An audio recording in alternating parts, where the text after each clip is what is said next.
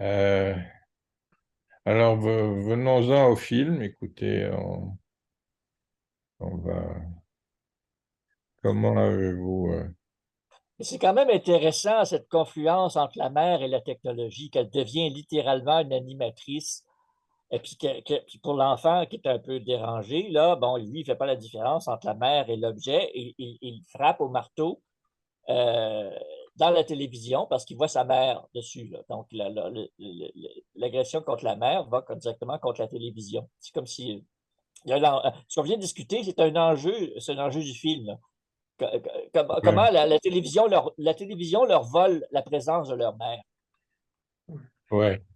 Et en fait, ce geste est en rapport avec un autre moment du film où on explique au jeune Benoît ce qu'est une migraine. On lui dit c'est comme un marteau qui tape sur la tête. Et effectivement, il utilise un marteau pour taper sur la tête de sa mère. Comme Mais il fait ça dans plusieurs gestes reliés. Là. Bon, il décapite son G.I. Joe. Lui-même, il se tape la tête sur la porte de son repère, dans l'envers. Bon, Il y a il un suspend côté l'envers, puis il se pogne la tête. Donc, autodestructeur. il y a une agression générale contre la tête.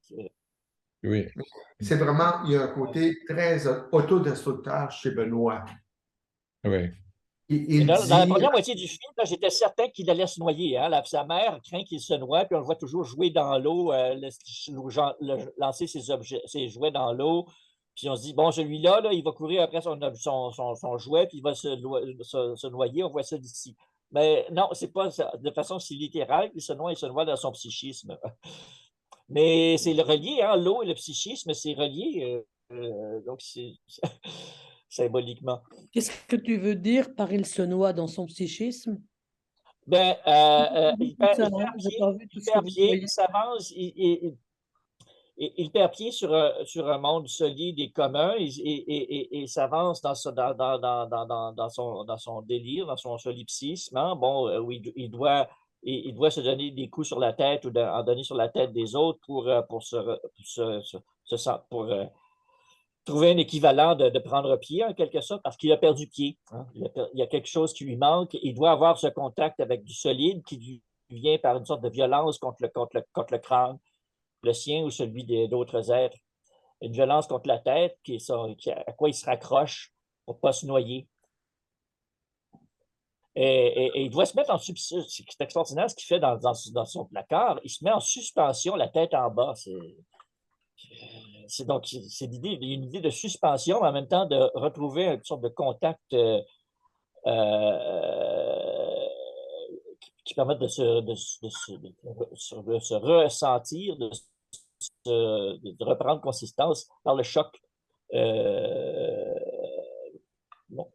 Est-ce qu'on peut parler de traumatisme? Il recherche du choc, mais est-ce que c'est en répétition d'autre chose? Ben, peut-être pour le manque, la disparition de la mère. Ou, mais il y a un mais truc, le migraine, c'est celui d'une autre mère aussi. Hein? Donc, c'est lié à l'idée de mère. mais il y a aussi l'idée qu'il n'a pas appris à lire. Et au moment du premier choc, c'est dans son antre qu'il prend une carte probablement envoyée par la mère, Oui. qu'il fait l'apprentissage pour la première fois de la lecture sur cette carte-là. Donc, il fait un effort de la tête Oui. important dans ce placard. Oui, oui, oui. Et je pense que cet effort, il l'a fait après un certain choc. Je pense que la mère était déjà partie, puis il y a eu un autre événement, je ne me rappelle plus lequel. Mais c'est une carte postale de la mère. Hein? Donc, c'est Oui, c'est vraiment comme la cicatrice de son départ. Donc, ça attire son attention. C'est comme la trace du choc traumatique. Donc, il met toute son attention là-dessus. Et comme c'est quand même une cicatrice, ben il essaie de retrouver cet aspect centrateur dans d'autres chocs de la tête, dans d'autres... Et ça vient dans la période qui suit le départ de la mère et où tout le monde a l'impression qu'ils vont pouvoir enfin faire ce qu'ils ont envie. Ah, ah. Oui, oui, oui, oui, oui, oui. Il y a une perte de discipline et de, bon, dans la maison, là, ça est en train de se désintégrer, là, oui. Oui. Alors, chacun trouve son compte dans cette nouvelle liberté, sauf que au bout d'un certain temps, cette nouvelle liberté tourne au vinaigre et il y a comme une sorte de dépit qui apparaît, euh, et là, le départ de la mère devient tout à coup traumatique. Donc, il y a un certain délai avant que le départ de la mère devienne traumatique, hein, le délai de la période de liberté que ce départ leur donne. Oui, et cette espèce de décentrement, de relâchement permet aussi de découvrir que les autres familles sont toutes aussi dysfonctionnelles, chacune à leur manière, hein. Il y a une sorte de communion des dysfonctions après un certain moment d'euphorie ou d'anarchie. On s'aperçoit que ce bel été, ce bonheur de tout le monde que semble refléter tout le monde cache toujours des choses dans les autres familles aussi, hein. Oui.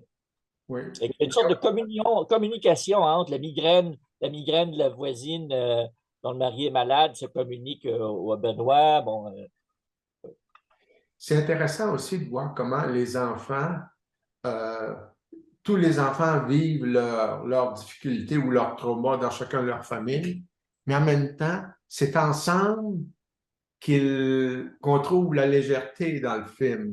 Quand ils sont dans la grange, où ils s'embrassent, là, tout ça, où la plus vieille, Élise, elle trouve Gabriel, justement, le Monsieur Mouche, là, et elle veut apprendre à pêcher. Et vraiment, le film, pour moi, le film porte beaucoup sur les épaules de Élise, la plus vieille, où elle devient la mère aussi. Elle devient la mère des autres enfants, puis même la mère du père. Elle va lui mettre une couverte parce qu'il a bu là, à un moment donné. Puis, c'est elle prend le rôle de mère aussi. Mais elle prend le rôle de la mère, Denis, pendant la période où elle s'émancipe et où elle jouit de sa nouvelle liberté. Oui. Mais à un moment donné, elle cesse de jouer ce rôle et elle s'énerve de la vie, hein. C'est comme si sa liberté ne lui apporte plus rien et donc elle va casser des choses. Elle n'est pas contente. Disons que son rôle de substitut de la mère, elle l'a gardé un certain temps, mais elle l'a abandonné à un moment donné. C'est que... Ouais, ça, c'était Abandonné, quand mais ils disent on va à peut-être Londres. pas tout. C'est ça, voilà, mais c'est ça, peut-être pas tout à fait, parce que abandonné, mais en même temps, c'est elle qui a quand même, à la toute fin, hein, qui dit à son frère que bon, on va à Londres. C'est ça que vous voulez dire, Cécile? Oui, c'est ça. Oui, oui, oui.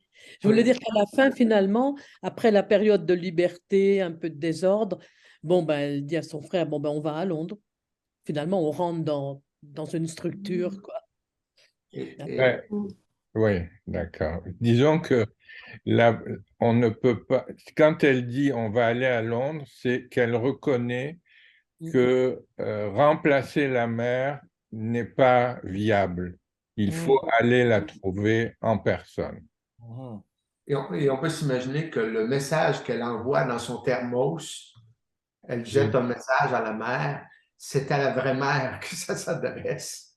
Oui, oui, oui, oui. Une bouteille à la mer. Oui, c'est ça, une bouteille à la mer. Ouais, un thermos à la mer. C'est ça, il faut qu'il reste chaud ou Oui. froid.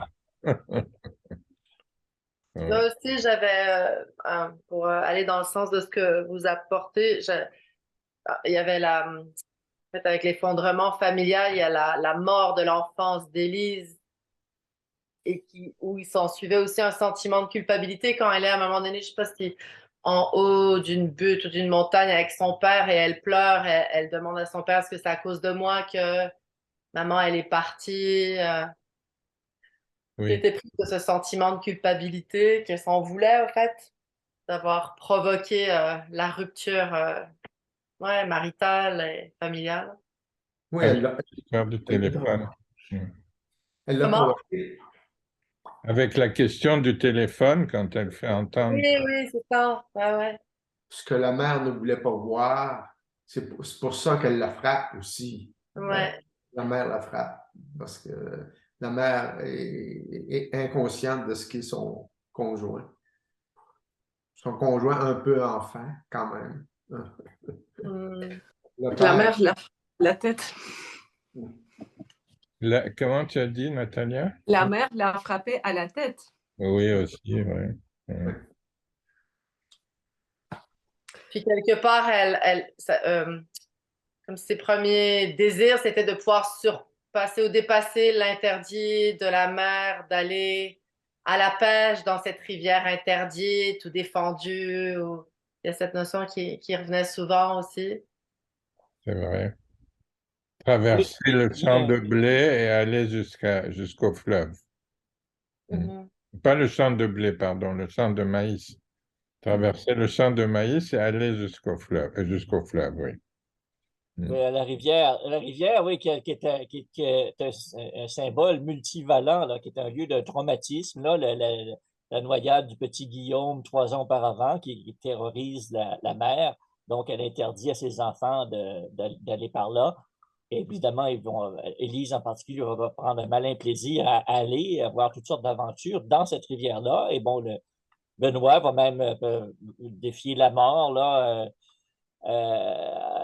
Avec, avec en s'avançant dans l'eau. C'est Gabriel qui va sauver, ça, qui, qui va s'immiscer, qui va créer un lien. Donc, oui, Monsieur Mouche là, devient une sorte de figure liminale, en quelque sorte, une sorte de gardien de la rivière et d'une sorte de frontière entre la vie et la mort. Hein? Bon, même les petits chiots qui sont premiers à la mort, il en sauve un. Il y a toute cette proximité fascinante, angoissante et séduisante de la mort qui est liée à cette rivière où toutes sortes de transformations ont lieu. Là, bon, deux voisines en tutu, là, ça a des connotations sexuelles pour leur mère. Euh, ils entament une danse avec Monsieur Mouche là, quand ils sont partis. Donc, c'est le lieu des transitions à la fois menaçantes et libératrices, la rivière. Le risque, ça représente le risque, en fait, le risque du changement, des transformations, puis c'est évidemment son aventure de la puberté. Hein, bon. Puis le risque de grandir, là, de sortir du giron maternel, puis de se faire une personnalité propre à même l'expérience du risque géré directement. En fait, si Et on puis cherche la figure tutélaire de M. Bush. si on cherche un fondement au film, hein, euh, en fait, l'histoire centrale du film, c'est quoi? Euh, c'est une mère qui découvre que son mari est homosexuel. Hein? Ouais. Pas rien. Elle ne découvre pas qu'il la trompe avec une femme. Elle découvre qu'il est homosexuel. Donc, et, donc, elle découvre que son mari est fasciné par la mêmeté. Et c'est ça qui l'a fait partir. Ce qui l'a fait partir, c'est la fascination du mari pour la mêmeté. C'est-à-dire, elle est exclue du couple, elle découvre l'impossibilité du couple parce que, au lieu qu'il y ait une différence sexuelle, il y a une mêmeté qui vient comme ça habiller les deux membres du couple. Et donc, la mêmeté force la séparation. Hein, c'est comme... Les deux choses sont relativement exceptionnelles, c'est-à-dire un mari qui découvre, après 20 ans de mariage, qu'il est homosexuel, qui est découvert par sa femme, et la femme qui s'en va, c'est deux choses qui, à l'époque, étaient extrêmement inhabituelles. Hein. Ils sont toutes les deux cachées, évidemment. Oui, aller chez Parce le qu'elles sont coiffeur. inconcevables. Elles sont inconcevables. Donc, il y a bon, il y a la mêmeté qui est incompréhensible, et ce qui est amusant, c'est la recherche d'Élise qui va chercher dans le sac de golf les raisons qui ont fait que sa mère est partie. Qu'est-ce qu'il y avait dans ce sac de golf pour que sa mère s'en aille? Hein? C'est quand même assez amusant comme scène, je trouve. On peut imaginer que c'est le golf lui-même. Elle va chercher dans le sac de golf, mais c'est pas dans le sac, c'est dans le golf. Le père a rencontré son copain, là, puis, tout ça. C'est des copains de golf. Ça, c'est ça, l'impression. Hein. Ben oui, il allait au golf avec son copain, puis voilà. Et bon, si je parle de mêmeté, c'est que paradoxalement, je trouve que cette relation différence-mêmeté se retrouve entre Élise et Benoît. C'est-à-dire que, bon, à l'origine, on a une Élise qui est une fille intelligente, qui est destinée à aller au collège parce que l'école secondaire du village n'est pas assez bonne pour elle.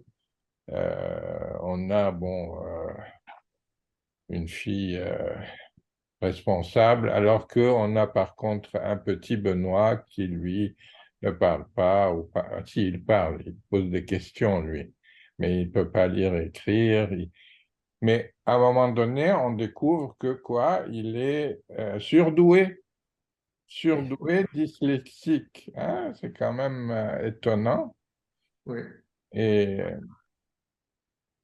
Et au bout de toute la période, elle dit, c'est moi qui dois aller au collège, pas lui.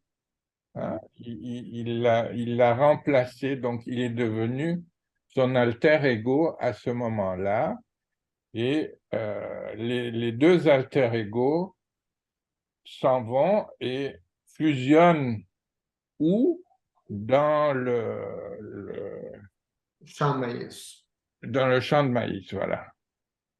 Donc, il y a comme une différence très nette entre Élise et Benoît qui finit par aboutir à une identification au bout du compte, mais au lieu qu'il y ait séparation, il y a fusion à ce moment-là.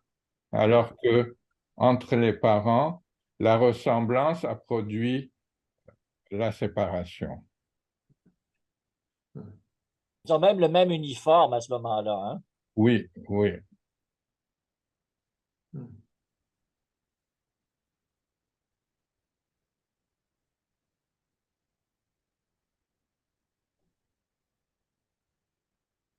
Parce que bon, si on revient aux problématiques particulières de Léa Poul, la question de l'ambiguïté entre hétéro et homosexualité sont très régulières chez elle. Oui, et puis le père un peu incompétent aussi. Hein, Ben, c'est-à-dire qu'à l'époque, c'était difficile pour un père d'être compétent parce que les travaux ménagers étaient extrêmement prenants mm. et, et nécessitaient un emploi du temps complet. Oui, Là. mais je pense comme motif de l'œuvre de Léopold. Hein, Ah oui. il y a soit un père. En fait, généralement, c'est drôle parce qu'il y a une sorte d'inversion, là. Parce que il y a deux, trois fois où nous a montré, où on a suggéré qu'il y avait eu un père un peu absorbé dans ses propres prétentions créatrices, dans ses propres prétentions d'intello, là, bon, puis qui était pas très bon en tant que père, puis qui finit par disparaître, ou bon, qui est déjà, qui est soit littéralement ou à moitié absent. Euh, mais c'est la femme qui a des prétentions créatrices et qui, elle, s'absente. Ça, c'est exceptionnel dans un film québécois où c'est comme un donné qu'il y a toujours le père absent ou le père incompétent. Hein, bon. Mais là, c'est la mère qui s'absente qui est radicalement absente à un moment donné. Bon. Avec un père avec un accent français. Ouais, C'est pas ouais, n'importe quoi, là. oui, oui, oui. Elle vient troubler notre mythologie, là.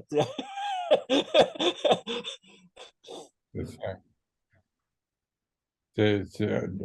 On se sent un peu dépaysé. Ce père avec un accent français, qu'est-ce qu'il fait là? D'où il Ben sort? oui, comment est-il abouti au fond d'une campagne avec une femme journaliste?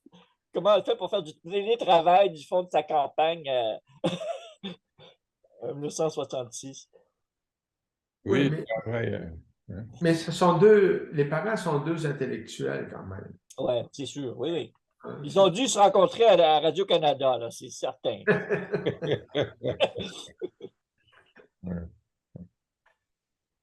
D'ailleurs, j'avais une question, Christian, je ne sais pas si tu pourrais, ou quiconque pourrait répondre à la... Mais c'est où que ça se passe géographiquement? Est-ce que ça a été C'est nommé une à un bonne moment? question, je me grattais la tête, là. Bon, moi, je m'étais dit, bon, ça devait être dans le bout de Sherbrooke, mais on nous dit que c'est à 3 heures de Sherbrooke. On dit, Ouais. peut-être du côté de Drummondville, peut-être, bon. À Denis mon, a une réponse. Oh non, mais, Drummondville, c'est 45 minutes de Sherbrooke, quand même. mais à mon idée, c'est sur le bord du Richelieu. Ouais. Ah, À un moment donné, avec Monsieur Mouche, il traverse le Richelieu avec il y a ça là, sur le Richelieu, un des traversier, traversiers. non? Ils sont sur Comment? un, ils Une sont sur un base. traversier. Quand elle se cache dans la pick-up rouge, Oui, ils sont oui, dans un traversier. oui. Puis ça correspond à ce que je connais du Richelieu. Quoi. Je connais pas grand-chose, mais quand même, tu sais, les îles de Sorel, à un moment donné, on voit l'île en plein milieu de la rivière, tout ça. Mais ils sont pas loin d'une montagne, hein? Donc c'est sur le bord de la Montérégie, là. Ouais. Oui, Donc, ça confirme un peu ton hypothèse, mais 3 heures de Sherbrooke, ça semble beaucoup, là, mais... Mais ça dépend quelle auto tu prends. À l'époque, c'était peut-être 3 heures. Ah oui. oui. Euh, euh, c'est intéressant aussi si je fais référence à l'autre film, quand même la nature est présente, est très présente. Hein. En fait, la nature est toujours présente chez Léopold. Est-ce qu'on peut dire ça comme ça? Ben, pas tellement dans les premiers films très urbains, là. Bon. Oui, c'est vrai. C'est vrai. Mais Mais elle se rapproche hein, de plus en plus. Hein? Oui, oui. Puis oui, elle s'éloigne de Montréal. C'est ça qui est extraordinaire. Dans ces films de oui, notre siècle, elle s'éloigne de plus en plus de Montréal. Ce mouvement qui est esquissé à la fin de Emporte-moi, d'ailleurs, qui est une sorte de. À la fin, qui prend la saveur de ce film-ci, en fait. Hein? Bon, c'est vraiment une petite fille qui arrive chez sa grand-mère en région au milieu des années 60. Puis là, c'est comme si on reprenait cette histoire-là avec des variations. oui. Mais je suis d'accord avec Denis que, surtout au début du film, il y a beaucoup de. Enfin, il s'attarde beaucoup sur bon, les poissons, les grenouilles, les larves. Après, toute une scène sur les méduses, quand ils sont Ben à oui, l'extérieur avec le dictionnaire. Je me c'est disais, où est-ce vrai, que ça ça. s'en va, tout ça? Après, je sais pas, ça avait plus lieu d'être, peut-être, je sais pas, mais je pensais qu'elle allait avoir quand même comme un fil, qu'elle allait se continuer par rapport à ça. Je sais pas. Mais non. Oui, c'est une nouvelle dimension, oui. Et ça me fait penser que le malentendu autour de larves, hein? Euh, quand Benoît demande la définition de larve à sa mère, elle lui donne le sens figuré qui décrit son mari. Oui, mais aussi le mari c'est sa profession aussi parce que c'est ça que son garçon dit, n'est-ce pas, qu'il creuse, comment elle dit, il creuse la terre pour trouver toutes sortes de parasites dégueulasses. Pas la terre, les excréments des C'est la gens. terre. Il va Je en dis même Afghanistan pour chercher des les parasites dans les excréments. excréments des gens. Oui, c'est ça. Il scrute la terre, il dit. C'est ça. Non, non, pas la terre. Il dit quelque chose comme des excréments ou de la Oui, merde. la merde ou le caca. Ah, Oui, vraiment, oui, oui. Mais Oui, parce que l'enfant, il a dit, j'ai pas envie de devenir microbiologiste et scruter ou creuser dans de la merde. Je sais trop. mais il y a une ambiguïté par rapport au père. Est-ce qu'il il Ouais. semble microbiologiste, mais il visite la mère du petit voisin comme un médecin. Oui, oui, oui. Quand il va visiter la mère qui a mal à la tête, là, tout ça. Ah, c'est sûr qu'il y a une certaine compétence, là. Ben, est-ce qu'il peut être les deux? Est-ce qu'il peut être médecin et microbiologiste? Oh. C'est un homme idéal.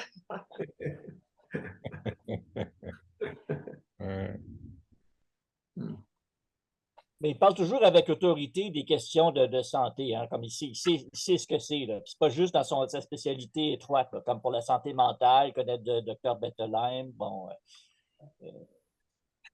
Oui, c'est vrai qu'il y a une importance aussi qui est mise sur la santé de ce qu'on mange. Il y a eu plusieurs scènes où il parlait de bien manger parce que la santé, c'est important. Et Élise qui lui répond, bah, la santé, c'est juste une chose, c'est tout. Mais c'est pas tout, en fait. pas tout, oui, oui. Et son principal moyen de défense, c'est sur la montagne, quand la fille, sa fille lui dit, ne me sors pas surtout comment on appelle ça? Un proverbe. Un proverbe. Et il se défend quand même beaucoup avec les proverbes. Toujours un proverbe qui est prêt, qui vient solutionner la situation. Oui, oui, elle lui demande ça. En lui posant la question, est-ce que c'est à cause de moi que maman est partie? Elle ajoute et ne me répond pas avec un proverbe. Ouais. Oui, il y a quelque chose de très intellectuel, de très rationnel dans tout ce qu'il est, le personnage du papa dont j'oublie le prénom. Parce que C'est nommé son prénom? Je sais pas. Elle, c'est Simone, Élise, mais lui, je sais pas c'est quoi son prénom au papa. son quoi? Le prénom du père. Quel est le prénom du papa, du père? Non, il n'y a pas de prénom. Il y en Ah, a pas. Il est nommé le père. Point. mais ça, c'est quand même assez particulier parce que tous les personnages ont quand même un prénom. Il est le seul à ne pas avoir de prénom. Je suis allé sur Internet voir. Ouais, ouais. Mais ce serait seulement sa femme qui s'en serait servie, hein. Pour tous les autres, il serait soit papa, soit monsieur. Et puis sa femme, elle s'en va. Alors, on n'a pas le chance d'apprendre son prénom. Oui, mais je trouve que c'est quand même assez éloquent parce que le prénom de la maman, Simone, il est. Je m'en souviens, donc ça m'a marqué. Oui. C'est intégré. Et là que je me pose la question de me dire, ah, il n'a pas de prénom, c'est quand même la première chose qu'on met. Là-dessus, je trouve que le père n'est pas incarné.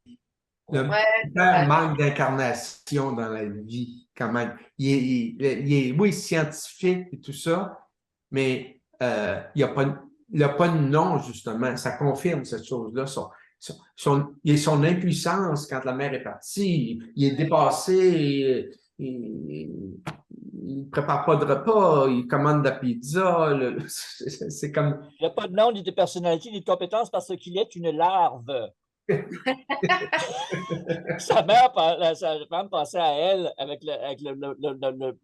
quand on lui apporte le mot larve, parce qu'elle avait pensé ces choses-là, clairement, là, que, ah oui, mon mari est une larve. Là, elle a balancé ça sur son fils. Alors, Oui, mais il est une larve parce que son pénis ne bande pas. à ce Ah, moment-là, c'est pas un homme. OK. Elle Ah, essaye de... Ah oui, parce que ouais, mais il y a d'autres raisons, parce que c'est quand même elle l'élément régulateur de la maison. Là, lui, il fait ouais, il fait beaucoup de bruit pour rien, en fait. Celle qui fait réellement arriver les choses, c'est plutôt la mère. Et puis quand elle est partie, là, il n'est pas très compétent pour faire arriver les choses. Il est comme en réponse, là, puis c'est ça. Il s'étonne. Voyons, comment tu peux faire ça? Mais l'autre continue à faire ce qu'il fait. Ouais. là, il y a beaucoup d'éléments, je ne suis pas certaine de comprendre. Donc, il y a la mère toute puissante, un peu, que tu sembles nommer, Christian. Et Monsieur Djibeli, vous dites il ne borde pas, et donc, je ne suis pas certaine de. Ben, c'est qu'il y a une scène où elle essaye de le séduire et il ne répond pas dans le lit. Je ne sais pas si tu te rappelles. Ouais. Et visiblement, cette scène est là pour confirmer le fait que son homosexualité est vraiment avancée, là. Elle l'empêche même d'avoir des liens avec sa femme. Oui, Hein. mais s'il était adultère avec avec une femme, il n'aurait pas très, très envie de sa femme non plus. Hein? Ça doit lui mettre la pouce à l'oreille, mais il n'y a pas de. En fait, il y a pas de. La thématique de l'homosexualité, comme fait probable, elle n'est pas énoncée. Elle est Non. pas. C'est vraiment une question d'adultère, là. Puis même, c'est pas certain que les enfants savent que l'objet de l'adultère, c'est un homme. Hein? Ils ne Euh, savent pas, c'est sûr, puisqu'ils cherchent dans le sac de golf la raison du départ de la mère, c'est qu'ils ne savent pas.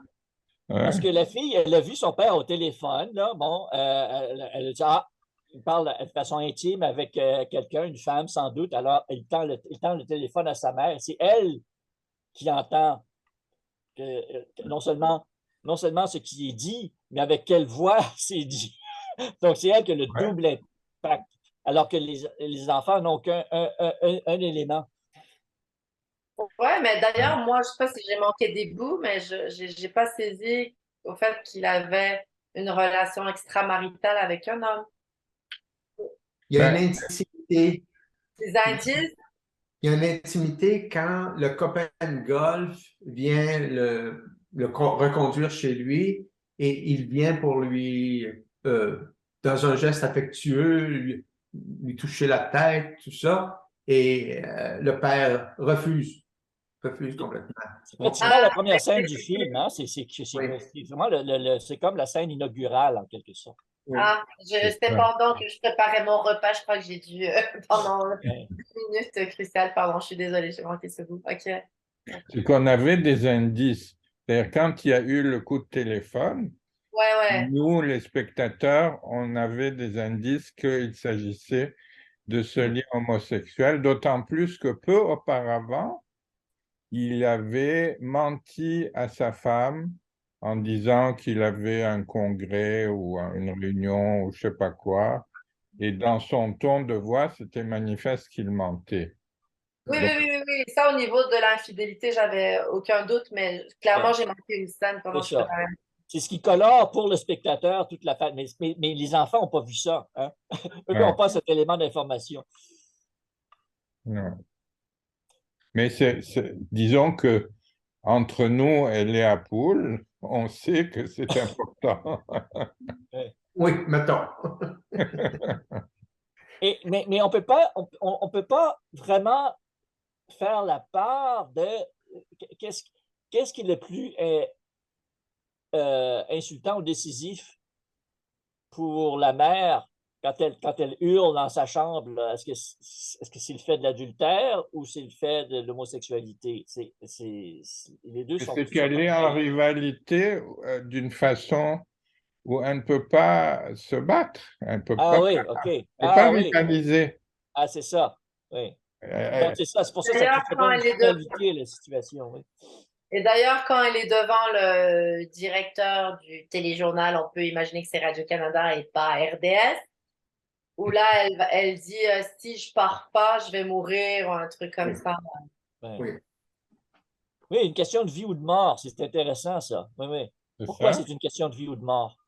Oui, c'est ça. Qu'est-ce qui fait que c'est autant une question de vie ou de mort?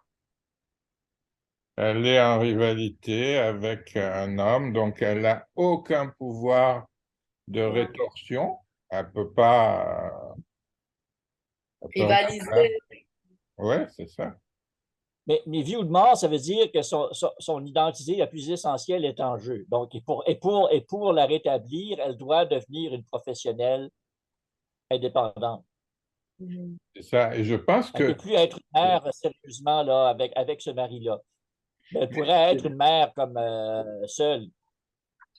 mais c'est le modèle prédominant de la structure familiale au Québec qui commence à ce moment-là. Exactement, oui, oui.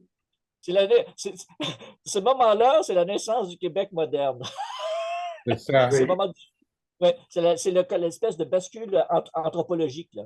Oui. C'est ça, où le mari et la femme, au lieu d'être des contraires, sont des similaires. Oui. Et alors, ils sont Et donc des rivaux. des rivaux. Donc, il faut qu'ils se séparent parce que, ou bien qu'ils se séparent en faisant semblant d'être ensemble, mais dans le fond, c'est une simulation, c'est un vœu pieux que chacun se donne. Mais dans le fond, le ciment familial n'est plus là, Hmm. puisque la On peut, différence de sexe n'est plus là. on peut s'imaginer que ça fait longtemps que Simone souffre de ça. Oui, oui, c'est ça. Parce que ça éclate comme ça, tu sais, là, ça paraît pas vraiment dans le film, mais pour pouvoir dire je quitte parce que je vais mourir, quand même, ça fait longtemps que ça dure, on peut s'imaginer. Oui, puis moi, j'ajouterais, parce que je me demandais qu'est-ce qui fait qu'elle a quitté si loin? Qu'est-ce qui fait qu'elle part quand même à l'époque, de l'autre côté de l'océan, à Londres? Elle aurait pu rester, je sais pas, à Montréal, à Radio-Canada pour corroborer ce que Mais, Christian dit, mais se peut-il même qu'inconsciemment, elle en pouvait plus de cette vie familiale qui, comme spectateur, ça a l'air tout idéalisé, mais peut-être qu'elle n'en pouvait plus non plus de cette vie-là. D'ailleurs, Denis, je me demande, toi, tu te rappelles de Joël Denis, mais bon, moi, c'est pas de mon temps, mais je sais que ça existait. Il y avait aussi une chanson pop de Michel Richard à l'époque qui s'appelait Je vais à Londres. Oui, Qui voulait dire aller dans le swinging London des Beatles et puis tous ces groupes que Joël Denis imitait. Là. Bon, oui. c'est aussi aller dans l'univers, au centre du monde des années 60, de l'hédonisme, etc. C'est ça que ça veut dire aussi dans le Québec de cette époque-là. Je Et vais ça à Londres. représentait quoi, Londres, dans ces années-là? Ben, faut voir le film Blow Up d'Antonioni ou tout simplement tous les groupes britanniques là, dans la foulée des Beatles. Là, bon, c'est vraiment la culture psychédélique et hédonique, mais c'est comme le versant plus mode de ça, là, plutôt que la version comme californienne expérimentale hippie. Là, c'est une version comme c'est l'individualisme décomplexé dans la recherche des plaisirs, en quelque sorte. Puis c'est ça que représentent les chansons pop qu'on voit à l'époque. C'est ça le signifiant de ça. Et aller au bout de ça, c'est aller à Londres. Donc, elle abandonne le monde du Québec familial pour aller au bout de l'alternative fantasmée de la genre journalistique radio-canadienne, qui est le centre de la modernité qui serait Londres. Oui, puis 1964, c'est le summum des Beatles. C'est en 64. Ça n'a pas duré longtemps, les Beatles. On pense que Ouais.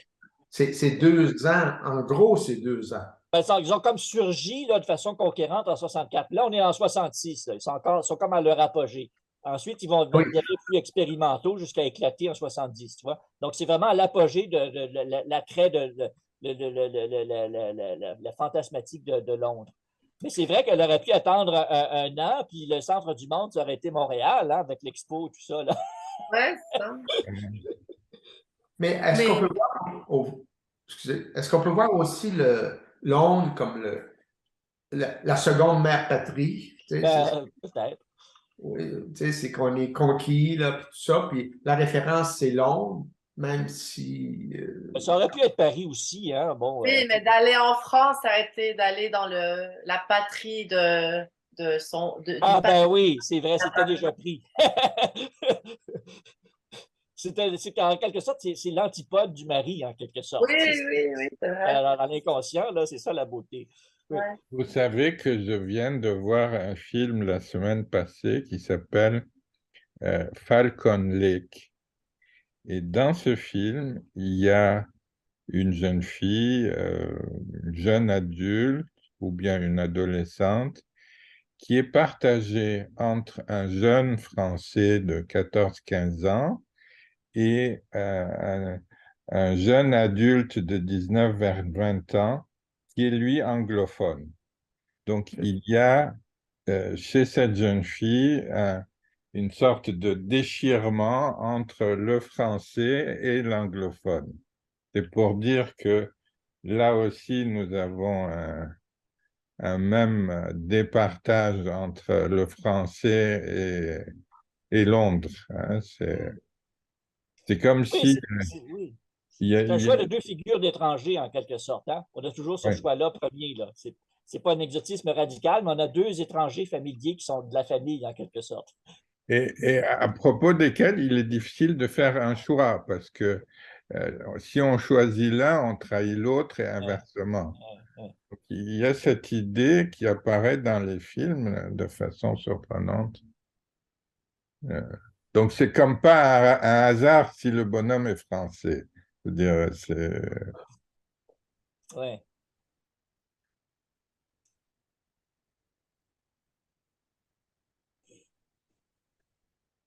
euh, c'est dommage. Moi, j'aurais bien voulu pouvoir voir le film une deuxième fois, mais bon, on l'a eu un peu en retard, donc je n'ai pas pu euh, le voir. Mais bon, il y aurait. Ce que j'aime bien quand il y a des films comme ça, où il y a plusieurs personnages importants, c'est qu'on peut suivre l'évolution de chaque personnage et voir comment l'évolution d'un personnage peut avoir un impact sur le précédent. Hein. Enfin, c'est comme un tissage là qui est Ouais. intéressant. Et là, on en a une demi-douzaine là, qui ont tous leur dynamique complexe. Hein? Tu as M. Mouche, tu as la voisine à migraine, et puis tu as la madame pro-corde à linge qui se prostitue, tu as celle anti-corde à linge qui garde ses enfants, qui est jalouse, qui veille jalousement sur ses enfants. Bon, ben, tu as chacun des enfants, là, ça fait beaucoup, là, puis Oui, ça fait beaucoup, mais bon, moi je pense que il y a deux couples de personnages principaux. Il y a le père et la mère, et il y a, euh, comment elle s'appelle, Aline, Élise. Élise Élise, et Benoît. Pour moi, c'est vraiment les deux couples principaux, mais il y a évidemment tous les autres. Et puis, ce que j'ai beaucoup apprécié, c'est la femme qui a les deux jumelles et qui a de magnifiques paires de lunettes. pointe, là. Aérodynamique. Oui, Mais il y a un autre élément qui me frappe, là, c'est bon, c'est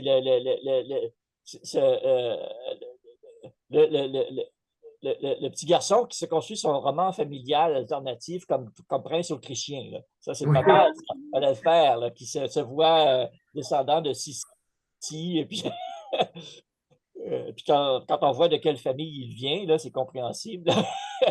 Oui. Donc, mais c'est ça, il y a le recours à l'étranger aussi, là. C'est pour ça que ça me revient à l'esprit. Mais c'est comme si elle... oui, vas-y. Non, ce que j'allais dire, que oui, c'est comme dans plusieurs de ces films, hein, c'est comme si dans les moments de crise, il n'y a pas la possibilité de se reconstruire dans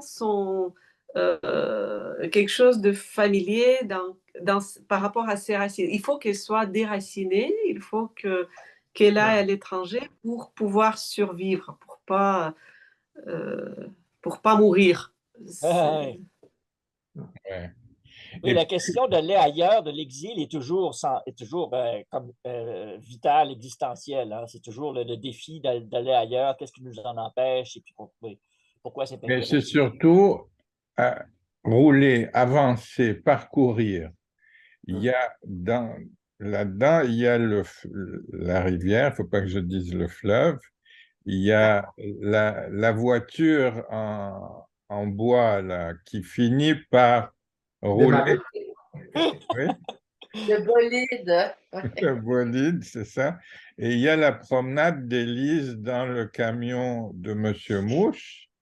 Il y a le départ de la mer, évidemment. Donc, il y a toujours cette idée de roulement, de marche, d'avancée, de mouvement. Même M. Mouche choisit l'exil, hein, à la fin. Oui, oui, c'est ça. Mhm. Avec sa roulotte. Est-ce que ce mouvement-là, ça pourrait correspondre aussi à un éloignement de tout ce qui a été traumatique? Oui, enfin, il y a quelque chose de cet ordre-là, oui, effectivement. Ah, Bien alors, en fait, si on mesure, si tu veux, le mouvement par rapport au traumatisme, ce qui est frappant, c'est que souvent, le mouvement rapproche les gens d'aussi près que possible du traumatisme sans le toucher. Donc, il y a comme une approximation progressive du trauma autant que possible, mais sans le toucher. Donc, il y a évidemment un retour en arrière qui peut être l'éloignement, mais l'attrait du trauma se fait grâce au mouvement. C'est très étonnant. C'est un phénomène très étonnant que le mouvement, le concept même du mouvement naît de la perspective du rapprochement avec le traumatisme, mais à la seule et unique condition qu'il ne parvienne jamais à son but. C'est ça qui est fascinant. c'est se rapprocher et en même temps éviter. Voilà, c'est ça. Ça, ouais. Alors, c'est des rapprochements qui peuvent aller jusqu'à l'infinitésimal, mais ce qui compte, c'est qu'il ne faut pas que ça touche. C'est-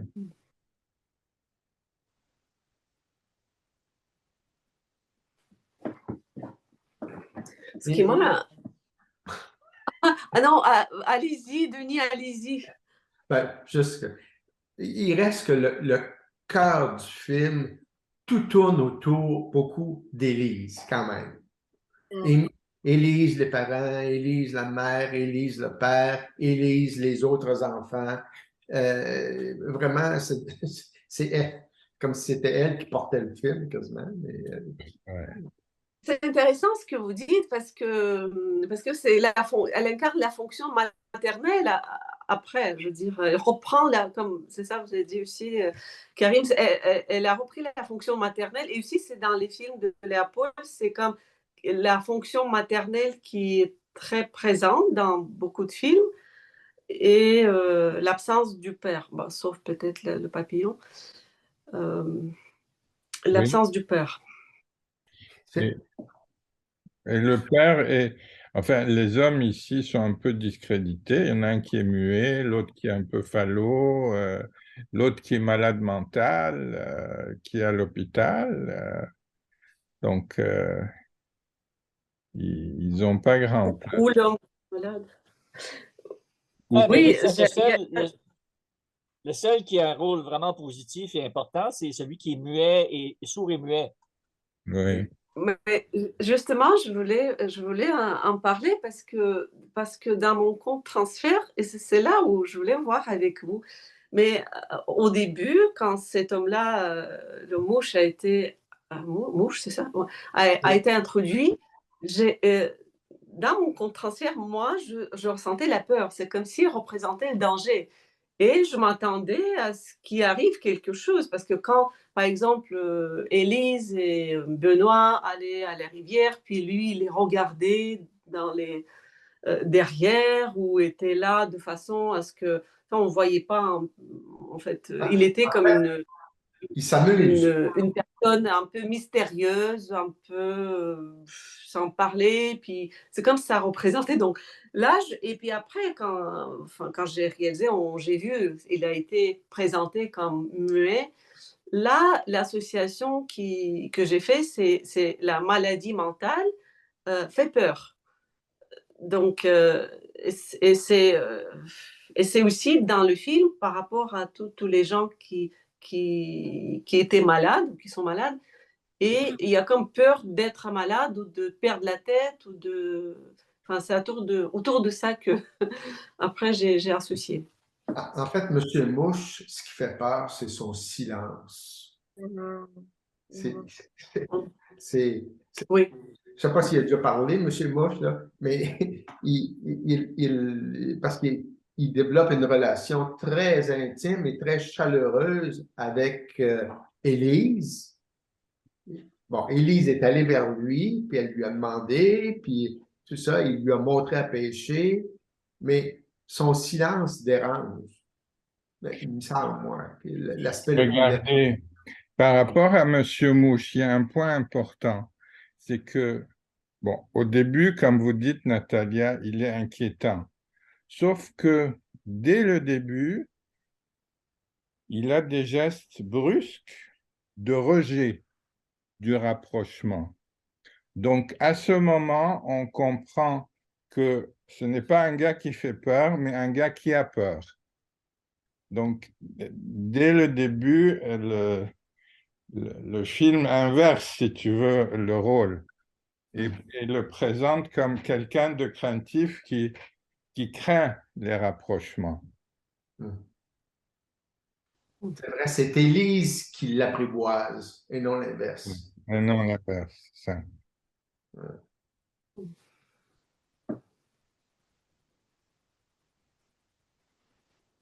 Oui, il devient très attachant aussi, comme dans l'évolution du personnage. Je le trouve attachant. Il prend même une forme de figure paternelle où, quelque part, il va accompagner Élise à lui montrer à pêcher. Voilà. Oui, il a un visage très expressif aussi, qui va bien avec son rôle de muet. On peut le voir quasiment comme une figure de vieux sage. Ouais.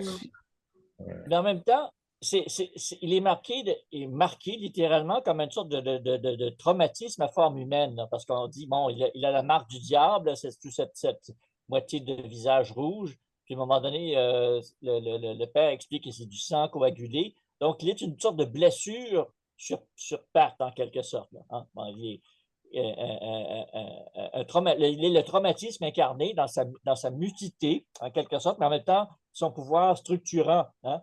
Il peut servir de tuteur en étant extérieur au discours. Hein? Donc, il est comme le point d'appui en dehors de la cellule familiale pour permettre à Élise de devenir autre chose qu'une larve, de pouvoir accomplir son développement, sa croissance, puis ce qui lui est impossible dans la cellule familiale. Parce qu'il a la garde, en fait, le rôle paternel de la garde du domaine du risque. Hein? Pourquoi il fait peur? Parce qu'il est aussi associé à la rivière. Hein? Il est comme le dieu de la rivière. Les deux font peur. Les deux sont une sorte de frontière avec le monde du danger et de la mort. et ils ont ce côté ambigu et qui a une nette séduction, est comme attiré par ce qu'ils représentent, repoussé et attiré en même temps. Ben, comme je suppose par les choses qu'on découvre à cet âge-là, comme la sexualité et tout ça, mais tout le monde extérieur, tout ce qu'on devine du monde adulte est un peu épeurant. Bon, lui, il représente une sorte de versant non social, non discursif de ça. Donc, qui permet à la fille de s'étayer en quelque sorte pour prendre une certaine consistance dans la vie nouvelle qui s'ouvre à elle, en dehors des routines familiales. Oui, puis quelque part, est-ce que quand la mère quitte, est-ce que, je sais pas, je suis en train de réfléchir en même temps que je parle, c'est peut-être pas clair, mais je recommence. Elle a comme une petite relation, une amourette avec un des jeunes garçons blonds, là. Je sais plus comment il s'appelle, là, le garçon dont il voit que son père l'a trompé avec la travailleuse de rue, prostituée, je ne sais trop, là. Comment il s'appelle, le jeune blond, là? Jacques, je sais pas trop. Il y a un Jean, à un moment donné. Là, Ah, Jean, oui, c'est ça, Jean. Donc, eux, ils semblent avoir une petite amourette. mais aussi le voisin dont la mère a une migraine. Donc, elle expérimente de plusieurs côtés en même temps. Là, une sorte de tendresse plus ou moins sensuelle selon les cas. Là, bon. Ouais, d'accord. Mais avec Monsieur Mouche, il n'y a pas comme une forme, tu le nommais, Christian, une forme d'ambiguïté ou de séduction aussi qui se rejoue avec lui? Ou elle réalise pas le fantasme, mais il y a dans quelque chose où elle a peut-être pas tué sa mère, enfin, il y a la mort d'une mère et le fantasme du père idéal de Monsieur Mouche, quelque part. Oui. Mais s'il s'en va, c'est probablement parce que il a eu cette micro-aventure avec elle. Hein? Ouais. C'est vrai. Ils sont allés un peu trop loin en, en partant ensemble, puis en camion, puis en disparaissant, en devenant suspect comme ça pour la voisine soupçonneuse. Et puis, c'est comme ils ont atteint une limite, là. Oui, oui, puis je pense que dans les années 60, il y a peut-être plein de choses qui passaient qui aujourd'hui, ça passerait peut-être moins. Ils ont été dénoncés bien avant ça aujourd'hui. Aujourd'hui, tu dis ça à une thèse, puis elle appelle la DPJ presque. Il y a une chanson de Brassens qui raconte exactement cette histoire-là. C'est-à-dire, c'est Brassens, c'est La princesse et le croque-note.